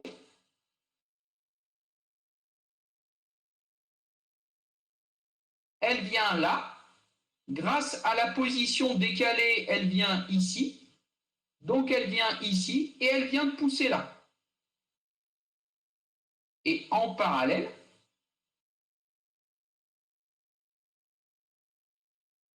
elle vient ici. D'accord? Si vous regardez la section ici 1 du vérin et que vous la comparez à la section 2 ici du vérin, vous voyez que graphiquement, et c'est toujours le cas, on a affaire à ce qu'on appelle un vérin différentiel. Ça veut dire que la section 1 est égale à 2 S2.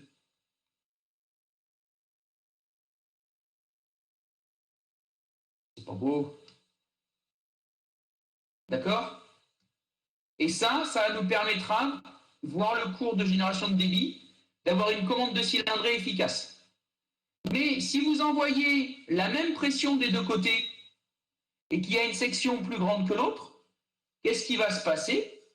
La tige du vérin, ici, va se déplacer. Pour aller quoi faire? Augmenter la cylindrée. D'accord? Donc, que va faire la pompe? Eh bien, elle va se mettre à pomper à haute pression. Donc, celle-là, je vais l'appeler HP2. Je vous rappelle qu'ici, c'était HP1. Et que là, c'était la basse pression. D'accord? Donc, en fait, ici, j'alimente tout en haute pression. Ici, le clapet en tire-tour se bloque parce que la pression rouge est plus grande que bleue. Ici, je vais alimenter mon moteur. Ici, j'arrive, mais c'est fermé.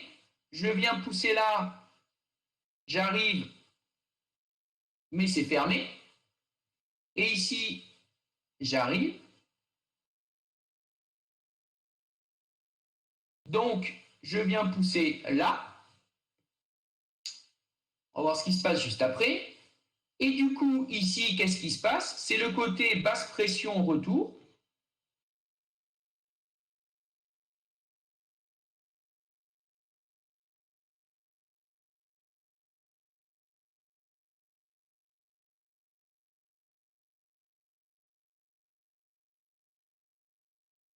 D'accord?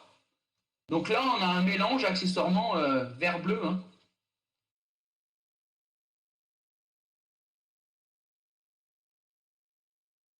Parce que c'est alimenté par la pompe de gavage. D'accord?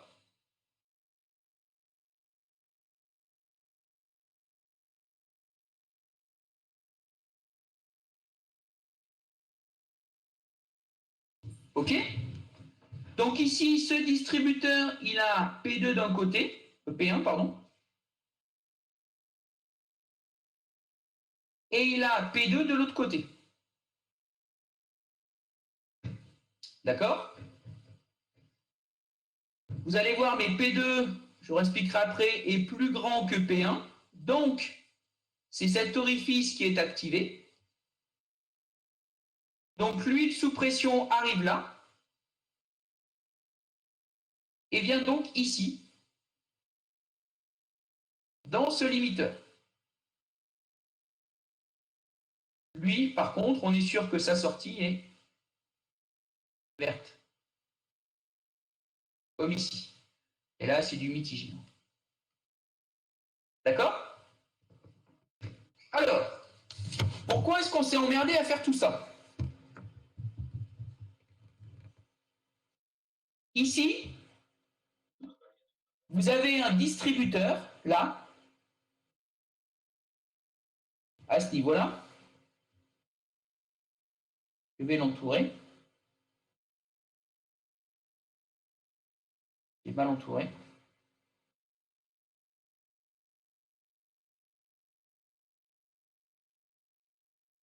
D'accord?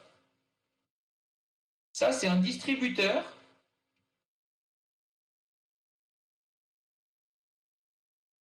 qui relie le circuit haute pression 2 à lui.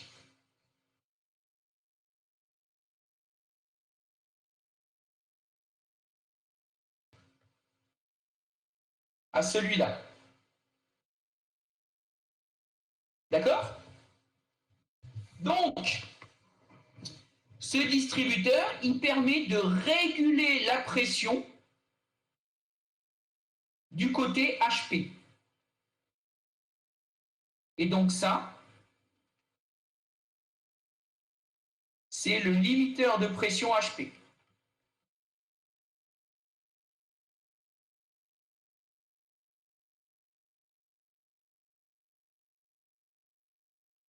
En fait, HP2.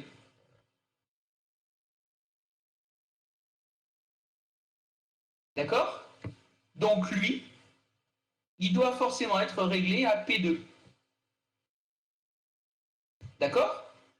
Alors pourquoi est-ce qu'il peut y avoir trop de pression dans le circuit HP?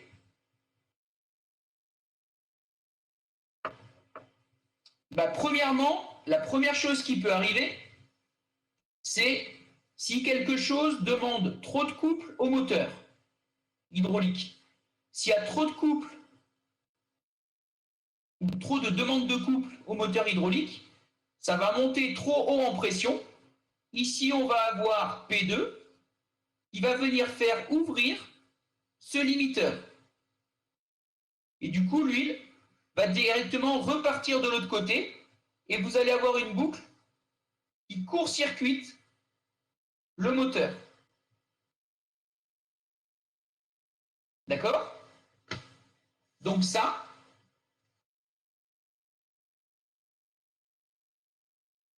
c'est un disjoncteur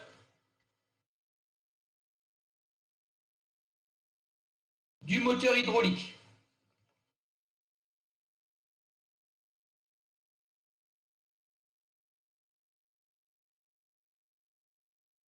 Pour limiter pression et donc couple roue.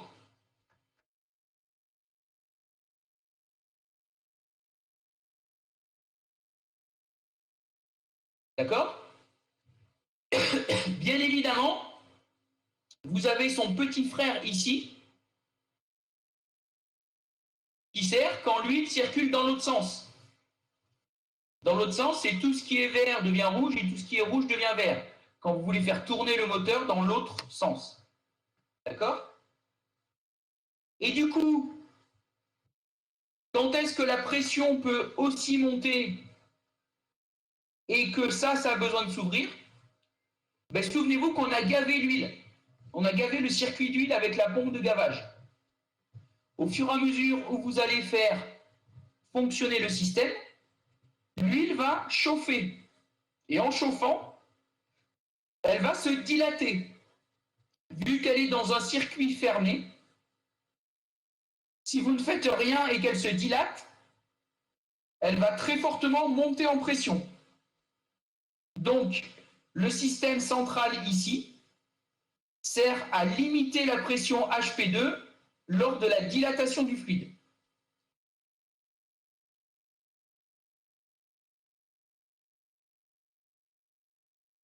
Limite de pression HP2 si fluide se dilate suite échauffement.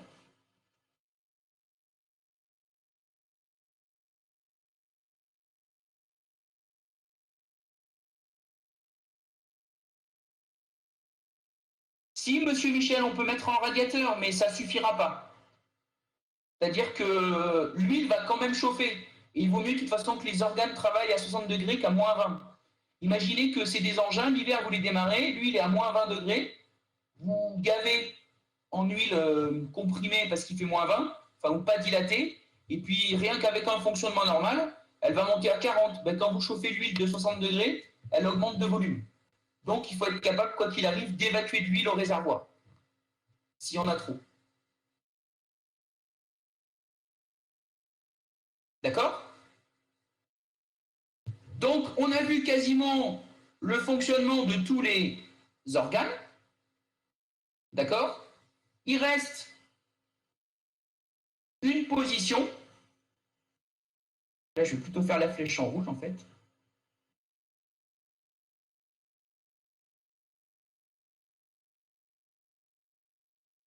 D'accord? C'est si vous tirez la manette dans l'autre sens, ici, et que vous activez cette case, d'accord? Donc, si vous regardez bien, là, c'est bouché, et on permet à l'huile qui est là de directement s'évacuer au BP. D'accord?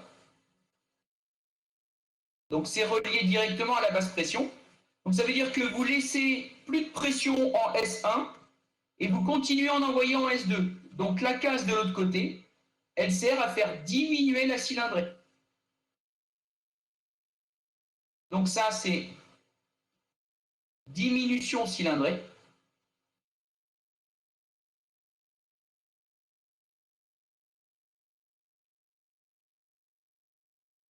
Et ça, c'est augmentation cylindrée.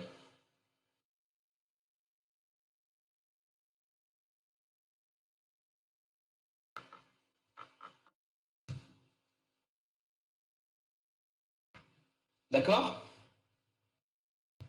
Et du coup, la casse centrale,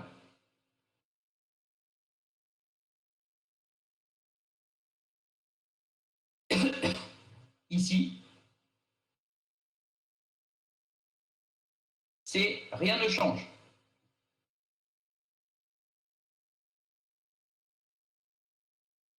Cylindrée constante. D'accord?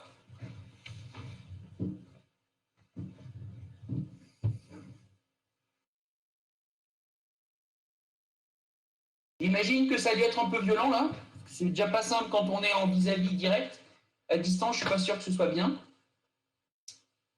Bref, je pense que vous ferez bien et je dirai à M. Caillot de vous l'aurez expliqué jeudi. Vous lui posiez des questions au fur et à mesure jeudi, il va reprendre ça.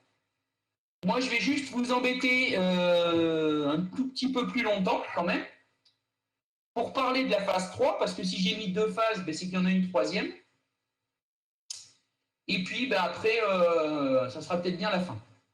OK?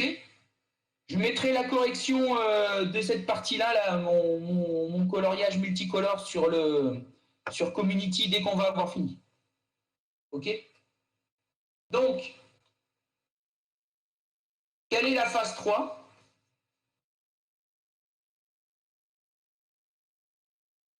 C'est le freinage. D'accord? Donc, c'est quoi le freinage?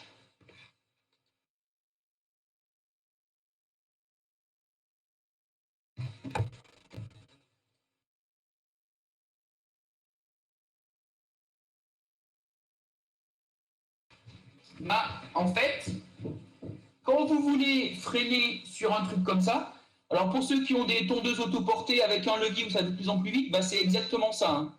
Toutes les tondeuses autoportées ont une transmission hydrostatique toute petite, mais c'est exactement comme ça que ça fonctionne. Donc, qu'est-ce qu'on fait quand on veut freiner? Eh ben, on se met dans cette position, ici, comme tout à l'heure.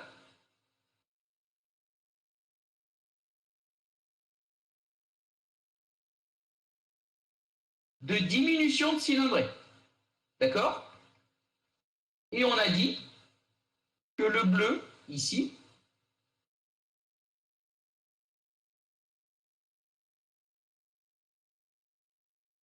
était bouché, mais venait remplir ici. Donc ça veut dire qu'on est en train de passer et de revenir acylindrée nulle. D'accord? Donc, qu'est-ce qui se passe quand on est en freinage? Ben, c'est qu'ici, vous entrez un couple moteur, entre guillemets, qui vient des roues. D'accord? Et donc, quand vous êtes dans ce cas-là, qu'est-ce qui se passe ici? Vu que la pompe est à cylindrée nulle, elle ne pompe pas d'huile. Donc ça veut dire que je vais prendre la couleur noire, ici.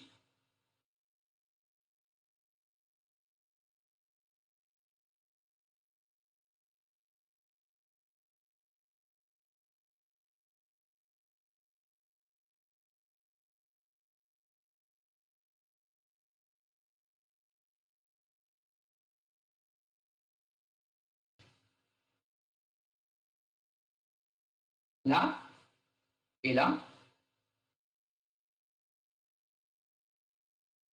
OK? Cylindrée nulle entraîne pas de circulation d'huile. C'est comme si vous aviez bouché.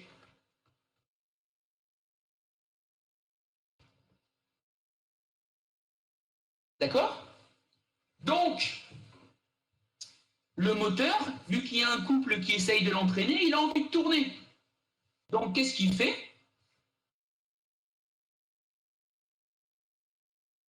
Il est en train de nous générer une HP3. Ici, en fait, il devient pompe. Et ce qui était à la basse pression part à la haute pression. Donc ici, c'est freiné, il n'y a pas de circulation. Ici, c'est freiné, il n'y a pas de circulation. Et là, du coup, qu'est-ce qui se passe? Ben, ce limiteur-là s'ouvre, ce disjoncteur, et on repasse de ce côté-là à la pression de gavage.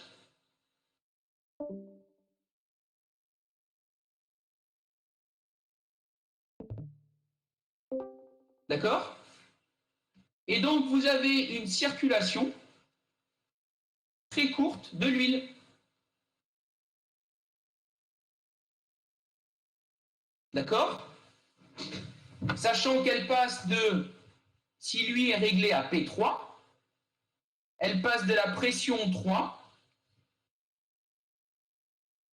à, de l'autre côté, la pression 1. D'accord? Et donc, le moteur devient pompe.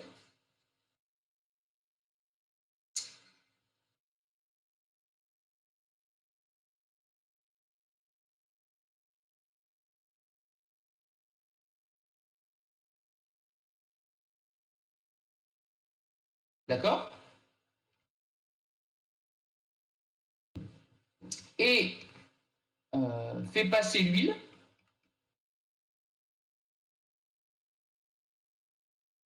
de P1 à P3. Et aussitôt derrière, le limiteur la fait passer de P3 à P1.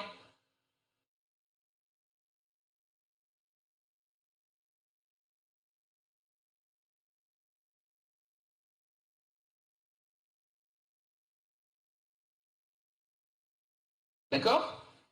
Pour freiner, il faut dissiper de l'énergie. Donc, comment est-ce qu'on dissipe l'énergie? Ben, vous imaginez P3, c'est la pression de service, on a dit 300 bars. P1, une pression de gavage, c'est de l'ordre de 20 bars. Donc, vous demandez à l'huile de passer de 20 bars à 300 bars, puis de 300 à 20. Donc ça consomme de l'énergie. Et elle part où, l'énergie? Elle part en chaleur.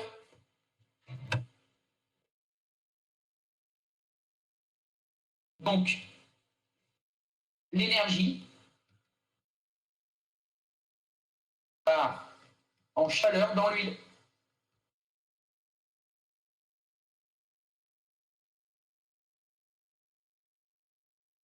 Et vous avez intérêt à refroidir et à pouvoir, on va dire, enlever le surplus d'huile parce qu'elle va chauffer très très vite. D'accord?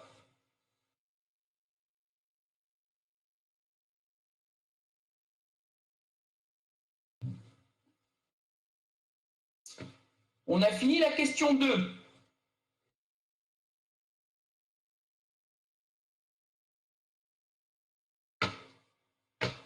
Je vais juste faire avec vous la question 3 et puis je vais vous laisser tranquille.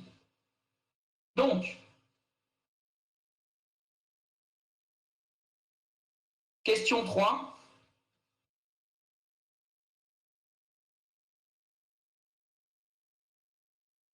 On vous demande la cylindrée du moteur hydraulique.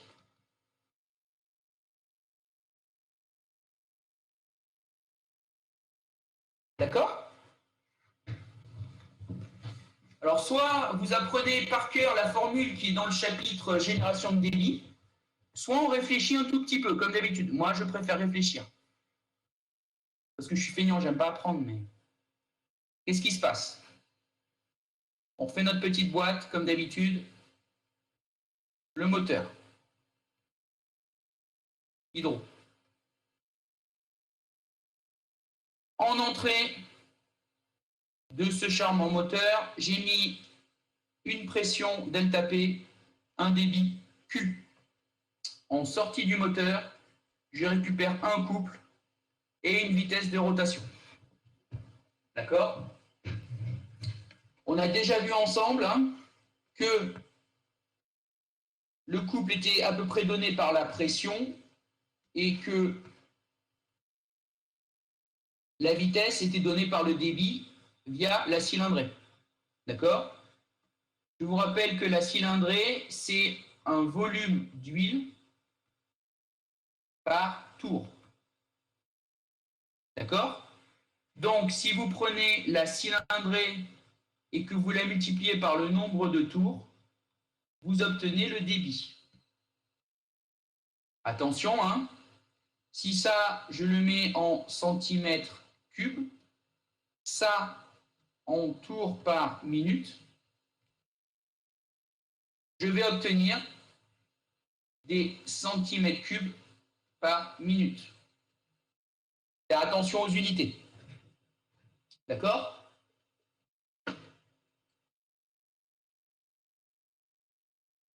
De la même manière, j'ai le droit de dire que P hydro ici et P méca ici sont égales. Si le rendement de mon système est égal à 1, système parfait,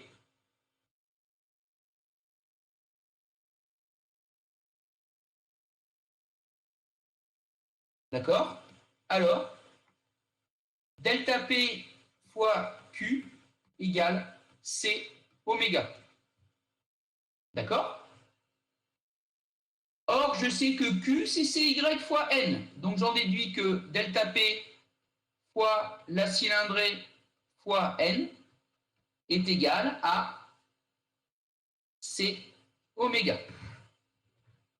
OK? Si je veux être homogène, vous êtes d'accord que ici, il me faut l'unité SI, mètre cube par seconde. D'accord? Donc ici, j'ai besoin de mètres cubes par seconde.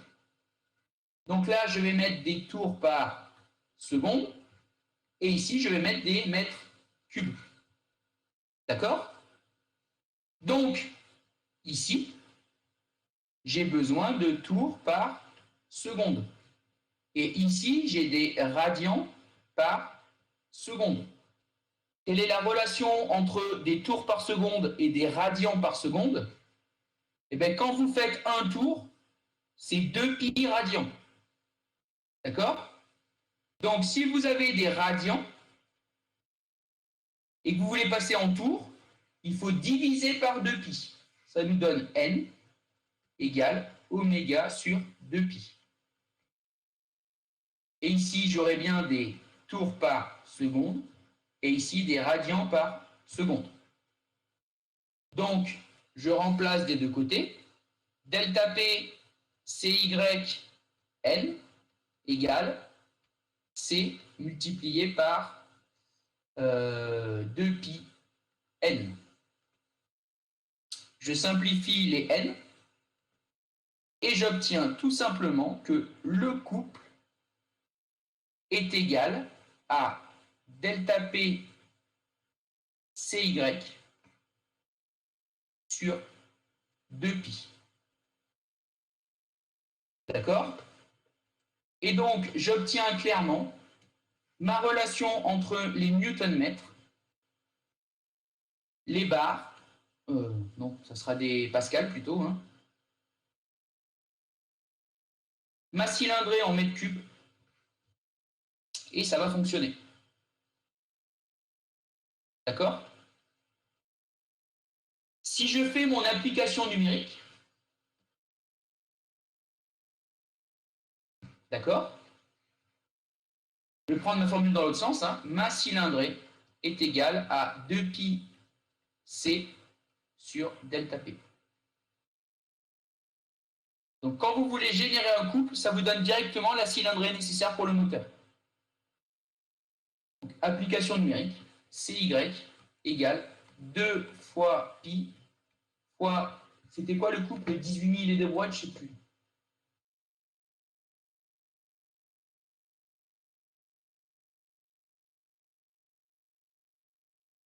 « 16 930 ».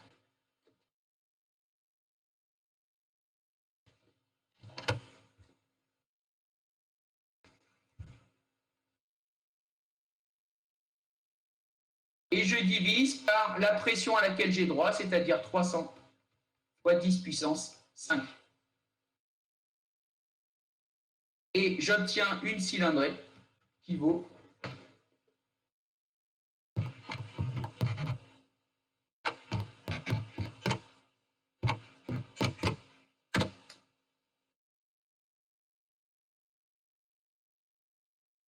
3,54 multiplié par 10 moins 3 mètres cubes. Normalement. Donc ça nous fait une cylindrée de 3,54 litres.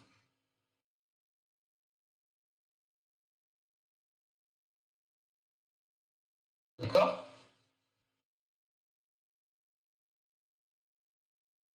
Dernière petite remarque, c'est que ici, il y avait quand même une grosse hypothèse, rendement égal à 1.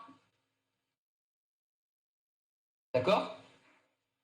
Donc ça veut dire que demain, M. Carillo, la première chose qu'il fera avec vous, c'est corriger. Donc corriger.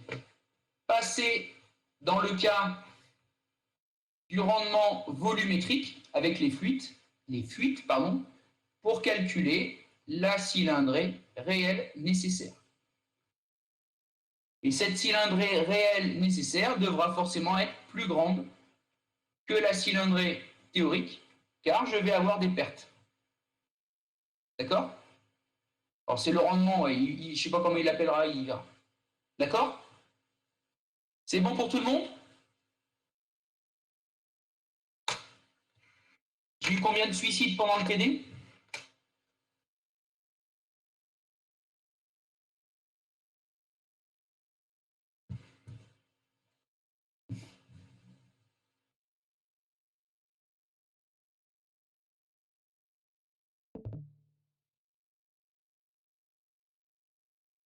Je vous conseille de le relire un coup à tête reposée et de reharceler jeudi après-midi M. Carillo sur le fond.